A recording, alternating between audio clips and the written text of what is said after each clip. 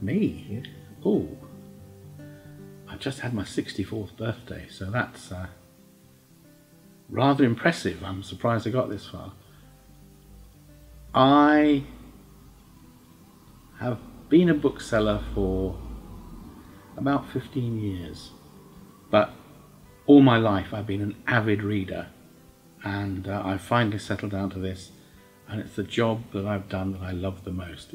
Absolutely fantastic. Suits me to a T. I can't remember learning to read. My earliest memory of reading, specific memory, is probably when I was about 4 and a half, reading the front page of the Times to my father. And that was in the old days when it had adverts on the front page. But yeah, I just can't remember learning to read at all.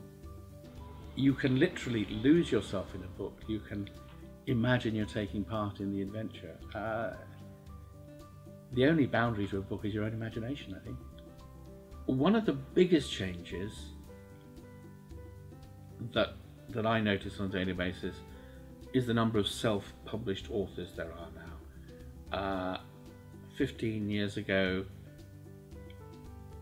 one talked in terms of vanity publishing.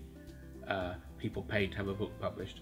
Now a lot of people publish their own books, sometimes online, sometimes in various electronic formats, but also as physical hard copy books. That's been helped by the development of print on demand, where a digital copy of a book is kept somewhere, and when somebody wants a copy, it's printed out on a one-off basis. The obvious changes for everybody else were probably things like e-readers, but almost by definition I don't come across those, so I can't tell you how much that affects the market. But I think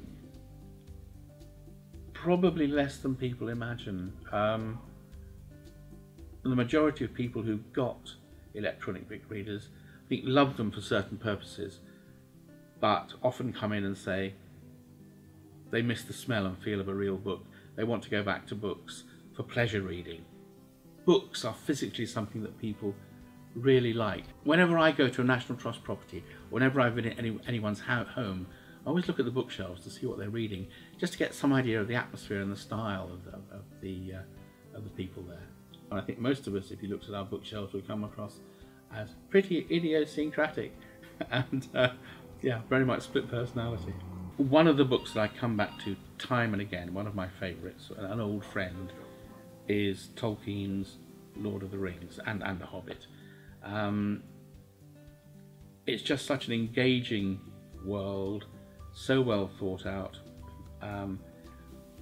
with such a huge backstory available if you want to go into it.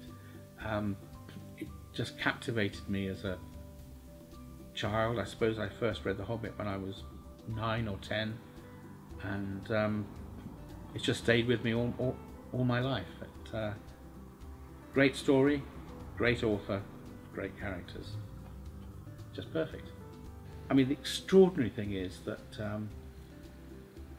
I get privy to the most personal information. I often find out about a lady who's having her first baby before her husband does, because she's so thrilled. She comes in and wants to buy a book.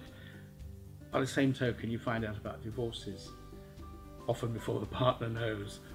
The people who come to a bookshop are all interesting because they've all chosen to come here, and they're either an expert on their subject and they want a bit of extra help, or they don't know what they want, or they need help.